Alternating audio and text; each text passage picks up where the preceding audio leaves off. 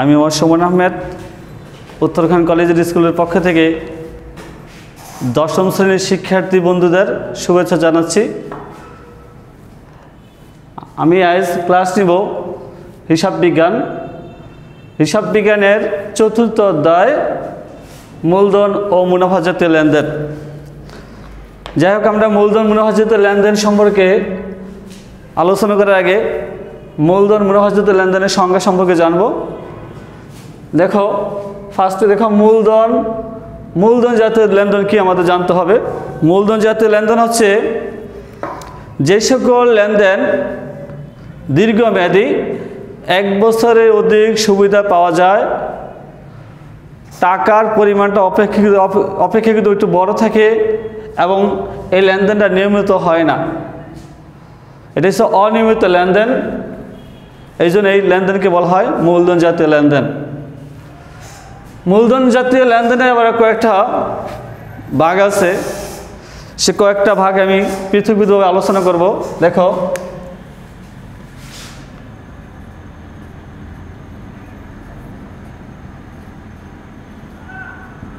মূলধন জাতীয় লেনদেন,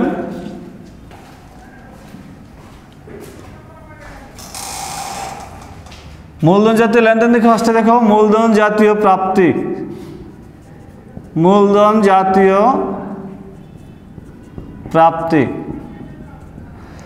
মূলধন জাতীয় প্রাপ্তি কি আমাদের জানতে হবে।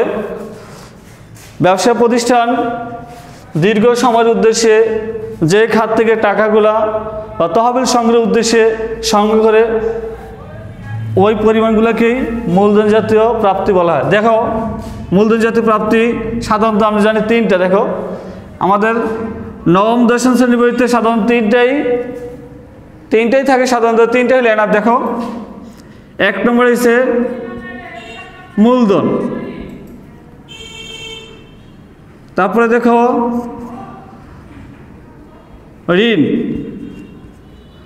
ঋণ গ্রহণ,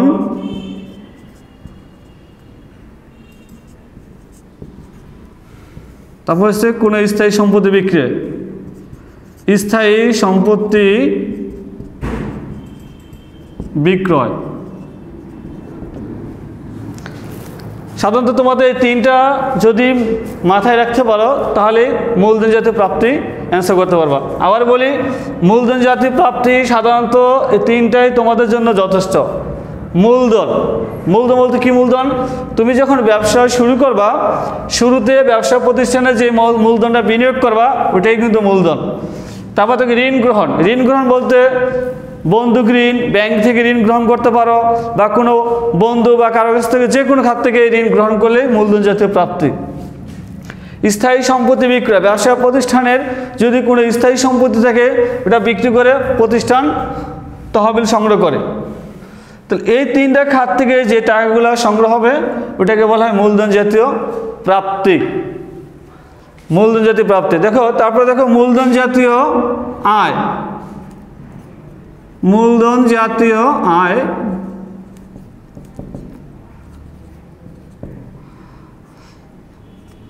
মূলধন জাতীয় আয়ের সাধারণত মূলধন জাতীয় আয় কাকে বলে? দেখো, কোনো স্থায়ী সম্পত্তি বিক্রি করে যে টাকা অর্জন করা হয়, কোনো স্থায়ী সম্পত্তি বিক্রি করে যে টাকা অর্জন করা হয় ওটাকে কি বলা হয়? মূলধন জাতীয় আয় বলা হয়। যেমন একটা উদাহরণ দেখাচ্ছি, দেখো 20,000 টাকার যন্ত্রপাতি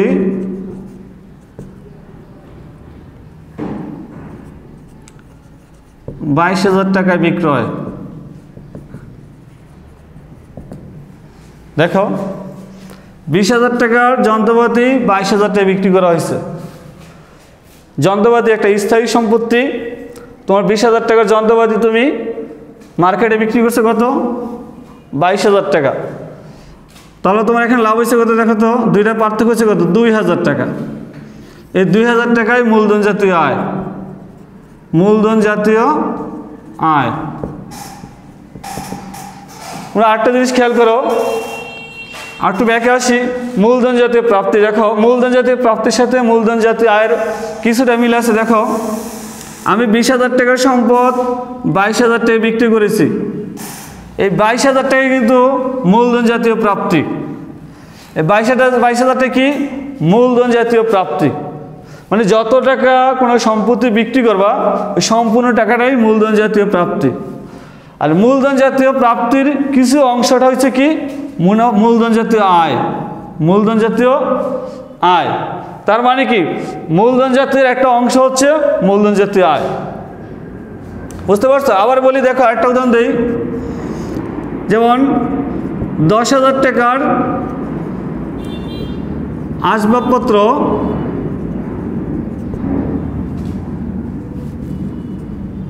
18,000 টাকায় বিক্রয়। দেখো 10,000 টাকা হচ্ছে আসবাবপত্রের পুস্তক মূল্য। এই 10,000 টাকা সম্পদ মার্কেটে বিক্রি করেছে 18,000 টাকা। তার মানে এখানে কত টাকা লাভ হচ্ছে? তাহলে 8,000 টাকা। এই 8,000 টাকা কি? মূলধন জাতীয় আয়। এভাবে যত স্থায়ী সম্পত্তি আছে বিক্রি করে যে টাকাটা আয় করা হবে ওই টাকাটা কি হচ্ছে? মূলধন জাতীয় আয়। সহজ কথা হচ্ছে স্থায়ী সম্পত্তি বিক্রি করে যে টাকাটা অর্জন করা হবে ওই টাকাটা হচ্ছে কি? মূলধন জাতীয় আয়। আর যত টাকা বিক্রি করবা ওই টাকাটা হচ্ছে মূলধন জাতীয় প্রাপ্তি। এবার আস্তে আস্তে মূলধন জাতীয় ব্যয় দেখো। আরেকটা আছে মূলধন জাতীয় ব্যয়। মূলধন জাতীয় ব্যয় সহজ কথা হচ্ছে তোমাদের বলি, মূলধন জাতীয় ব্যয় হচ্ছে স্থায়ী সম্পত্তি। স্থায়ী সম্পত্তির পিছনে যে টাকাটা ব্যয় করা হবে, স্থায়ী সম্পত্তির পিছনে বা স্থায়ী সম্পত্তি ক্রয়ের উদ্দেশ্যে যে টাকাটা ব্যয় করা হবে ওই টাকাটা হচ্ছে মূলধন জাতীয় ব্যয়। যেমন যন্ত্রপাতি ক্রয় 20,000 টাকা,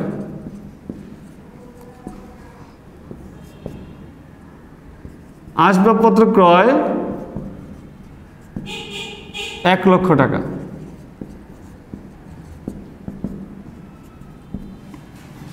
তা যন্ত্রপাতি আসবাবপত্র হচ্ছে কি? স্থায়ী সম্পত্তি। শুধু যন্ত্রপাতি আসবাবপত্র না, দালান কোঠা, মেশিন, অফিস সরঞ্জাম, যে কোনো স্থায়ী সম্পত্তির টাকার পিছনে যে টাকাটা ব্যয় করবা এটা হচ্ছে মূলধন জাতীয় ব্যয়। ঠিক আছে? তাহলে দেখো মূলধন জাতীয় লেনদেন সম্পর্কে জানলাম। আবার আমি রিপিট করি, মূলধন জাতীয় লেনদেন হচ্ছে কি? যে লেনদেন দীর্ঘ সময়ের উদ্দেশ্যে মানে 1 বছরের অধিক সুবিধা পাওয়া যায়, অপেক্ষাকৃত টাকার পরিমাণ একটু বড়, যে লেনদেনটা নিয়মিত হয় না, এই লেনদেনটা হচ্ছে মূলধন জাতীয় লেনদেন। মূলধন জাতীয় লেনদেন আবার কয়টা অংশ আছে? আমরা সাধারণত 9 বইয়ের 3টে অংশ আমরা পেয়েছি। একটা হচ্ছে মূলধন জাতীয় প্রাপ্তি, মূলধন জাতীয় আয়, মূলধন জাতীয় ব্যয়। তোমরা এই পয়েন্টগুলো ভালো করে বুঝতে অ্যান্সার করতে পারো। আমি আবার বলি, মূলধন জাতীয় প্রাপ্তি সাধারণত তোমাদের 9 বইয়ের 3টে অংশই থাকে। দেখো মূলধন, ঋণ, ঋণ বলতে যে কোনো ঋণ, একমাত্র প্রদত্ত ঋণ ছাড়া যে কোনো ঋণ মূলধন জাতীয় প্রাপ্তি। স্থায়ী সম্পত্তি বিক্রয়, যে কোনো স্থায়ী সম্পত্তি বিক্রয় করলে মূল কথা হচ্ছে ব্যবসা প্রতিষ্ঠানে যেই টাকাটা দীর্ঘ সময়ের জন্য রিসিভ করে ওটাই মূলধন জাতীয় প্রাপ্তি। যেমন মূলধন, মালিক যখন ব্যবসা প্রতিষ্ঠানে মূলধন বিনিয়োগ করবে এটা দীর্ঘ সময়ের জন্য করা হয়। কারো কাছ থেকে যদি ঋণ গ্রহণ করি, যেমন ব্যাংক থেকে 10 লাখ টাকা ঋণ গ্রহণ করলাম, এটাও দীর্ঘ সময়ের উদ্দেশ্য থাকে। স্থায়ী সম্পত্তি কিন্তু বারবার বিক্রি করব না, এই স্থায়ী সম্পত্তি কিন্তু দীর্ঘ সময়ের জন্য বিক্রি করা হয়, এই টাকাটাও আমাদের জন্য মূলধন জাতীয় প্রাপ্তি। তুমি এই 3টাই মনে রাখতে পারলে অ্যান্সার করতে পারবা। তারপর দেখো মূলধন জাতীয় আয়। মূলধন জাতীয় হচ্ছে কোনো স্থায়ী সম্পত্তি বিক্রি করে যে টাকাটা উপার্জন করা হবে ওটা হচ্ছে কি? মূলধন জাতীয় আয়। এক্সাম্পল দেখাচ্ছি 2টা। 20,000 টাকার যন্ত্রপাতি 22,000 টাকা বিক্রি করছি, তার মানে এখানে 2,000 টাকা আয়, এই আয়টাই মূলধন জাতীয় আয়। আর এই 22,000 টাকা বিক্রি করছে এটা হচ্ছে মূলধন জাতীয় প্রাপ্তি, যে স্থায়ী সম্পদ। তার মানে মূলধন জাতীয় প্রাপ্তির একটা অংশ হচ্ছে মূলধন জাতীয় আয়। তারপর দেখো মূলধন জাতীয় ব্যয়, যে কোনো স্থায়ী সম্পত্তির পিছনে যে টাকাটা ব্যয় করা হবে ওইটা হচ্ছে কি? মূলধন জাতীয় ব্যয়। তাহলে আমরা মূলধন জাতীয় লেনদেন সম্পর্কে ক্লিয়ার হলাম। এবার যাব মুনাফা জাতীয় লেনদেনে। দেখো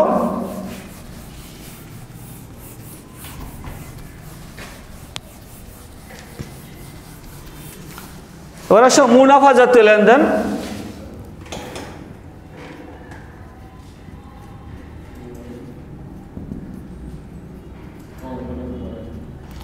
মুনাফা জাতীয় লেনদেন সবাইকে জানি, যে লেনদেন স্বল্প সময়ের উদ্দেশ্যে সম্পূর্ণ করা হয়, টাকার পরিমাণ অপেক্ষাকৃত ছোট এবং যে লেনদেনটা নিয়মিত হয় বা নির্দিষ্ট সময় পর পর হয়, ওই লেনদেনকে মুনাফা জাতীয় লেনদেন বলা হয়।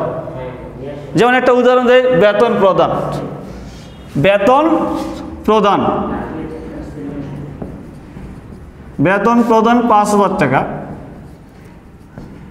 যে কোনো ব্যবসা প্রতিষ্ঠান তার কর্মচারীকে প্রতি মাসে বেতন তার প্রদান করতে হবে। প্রতি মাসে মানে কি, এটাকে নিয়মিত বলা হয়, নির্দিষ্ট সময় পর পর বেতনটা প্রদান করতে হবে। এটা হচ্ছে মুনাফা জাতীয় লেনদেন।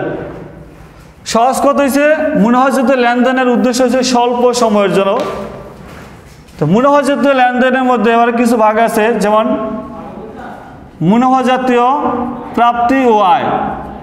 মুনাফা জাতীয় প্রাপ্তি ও আয়। মুনাফা জাতীয় প্রাপ্তি আর আয় প্রায় একই, কিছু কিছু পয়েন্টে পার্থক্য আছে। যেমন পার্থক্যটা আমি দেখাচ্ছি, যেমন বার্তা প্রাপ্তি। বার্তা প্রাপ্তি 200 টাকা। বার্তা প্রাপ্তি একটা মুনাফা জাতীয় আয়। বার্তা প্রাপ্তি একটা মুনাফা জাতীয় আয়, কিন্তু বার্তা প্রাপ্তি কিন্তু মুনাফা জাতীয় প্রাপ্তি নয়। বার্তা নগদে পাওয়া যায় না। প্রাপ্তি বলতে কি, নগদ টাকা পাওয়া, ঠিক আছে।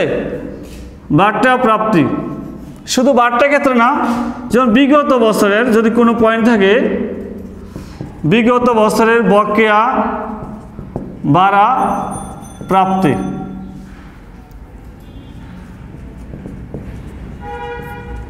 ৳2,000 টাকা। বিগত বছরের যে ভাড়া বকেয়া ছিল, সেই ভাড়া এই বছরে প্রাপ্তি হচ্ছে। তো এটা মুনাফা জাতীয় প্রাপ্তি, কিন্তু এটা মুনাফা জাতীয় আয় নয়। মুনাফা জাতীয় আয় বলতে কাকে বোঝায়, চলতি বছরে যে টাকাটা অর্জন করা হবে, সেই টাকাটাকে বলে মুনাফা জাতীয় আয়।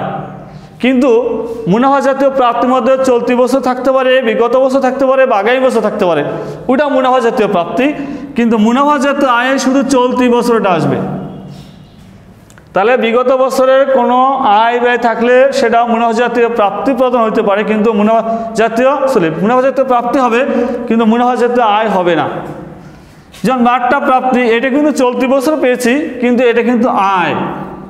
কীরকম আয়, তোমার কাছে যদি কোনো ব্যক্তি টাকা পায়, তুমি তাকে পাওনাদার বলবা। যেমন এই নামে একজন ব্যক্তি তোমার কাছ থেকে 20,000 টাকা পাবে, তাকে আমরা কি করছি, 20,000 টাকার জায়গায় 1,000 টাকা কম দিয়েছি। 20,000 টাকার জায়গায় কি হয়েছে, তাকে 1,000 টাকা কম দেওয়া হয়েছে। তাহলে এই 1,000 টাকা আমার জন্য সেভ হয়েছে। এটাই কিন্তু বার্তা প্রাপ্তি। এটা কি, বার্তা প্রাপ্তি। এটা মুনাফা জাতীয় আয়, কিন্তু এই টাকাটা তো আমি নগদে পাইনি, এই জন্য এটাকে মুনাফা জাতীয় প্রাপ্তি বলা যাবে না। তাহলে বার্তা প্রাপ্তি মুনাফা জাতীয় আয়, কিন্তু মুনাফা জাতীয় প্রাপ্তি নয়। আর বিগত বছরে যদি কোনো আয় বকেয়া এই বছর পাওয়া যায়, সেটা মুনাফা জাতীয় প্রাপ্তি, কিন্তু মুনাফা জাতীয় আয় নয়। এ হচ্ছে মুনাফা জাতীয় আয় ও প্রাপ্তির মধ্যে পার্থক্য। সহজ কথা হচ্ছে, মুনাফা জাতীয় প্রাপ্তির মধ্যে 3 বছর রিলেটেড থাকে, বর্তমান বছর, বিগত বছর, আগামী বছর, মানে 3 বছরকে এখানে কাউন্ট করা হয় মুনাফা জাতীয় প্রাপ্তির মধ্যে। আর মুনাফা জাতীয় আয় শুধু চলতি বছর আয়কে কাউন্ট করা হয়। এবার দেখো মুনাফা জাতীয় ব্যয় ও প্রদান। যে ব্যয় প্রতিনিয়ত করতে হয়, যে ব্যয় সব সময় করতে হয়, নিয়মিত করতে হয়, ওইটাই মুনাফা জাতীয় ব্যয় বা প্রদান। এবং মুনাফা জাতীয় ব্যয় ও প্রদান মধ্যে কী পার্থক্য, যেমন অবচয়। অবচয় 2000 টাকা, অবচয় 2000 টাকা। আমরা জানি কোনো স্থায়ী সম্পত্তির মূল্য হ্রাস পাইলে তাকে অবচয় বলা হয়। অবচয় এক ধরনের মুনাফা জাতীয় ব্যয়, এক ধরনের মুনাফা জাতীয় ব্যয়, কিন্তু প্রদান নয়। অবশ্যই আমরা নগদে প্রদান করি না। কীরকম? কোনো সম্পত্তি যখন একটা যন্ত্রপাতি 20,000 টাকা ছিল, ওইটার এখন বর্তমানে মূল্য হয়ে গেছে 18,000 টাকা, তার মানে 2,000 টাকা অবচয় হয়েছে। 2,000 টাকা কিন্তু আমার প্রতিষ্ঠান থেকে নগদ টাকা কমে নেয়, এটা সম্পত্তির মূল্য কমে গেছে, এই জন্য এটাকে মুনাফাজাত ব্যয় বলা যাবে, কিন্তু মুনাফাজাতীয় প্রদান বলা যাবে না। শুধু অবচয় না, যেমন বার্তা প্রদান, বার্তা প্রদান 200 টাকা। অনেকজনে মনে করে এই প্রদান লেখা থাকলে বোঝে এটা নগদে প্রদান করছে, কিন্তু বার্তা কিন্তু নগদে প্রদান করা হয় না। বার্তা প্রদান একটা মুনাফাজাত ব্যয়, কিন্তু মুনাফাজাতীয় প্রদান নয়।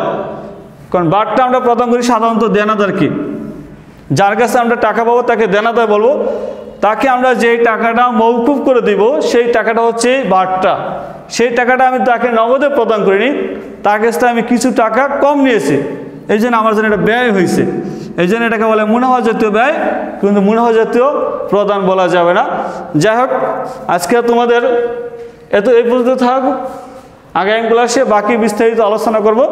তোমরা নিয়মিত পড়াশোনা করবা। যদি কোনো জায়গায় প্রবলেম হয় আমাদের সাথে যোগাযোগ করবা। আল্লাহ হাফেজ।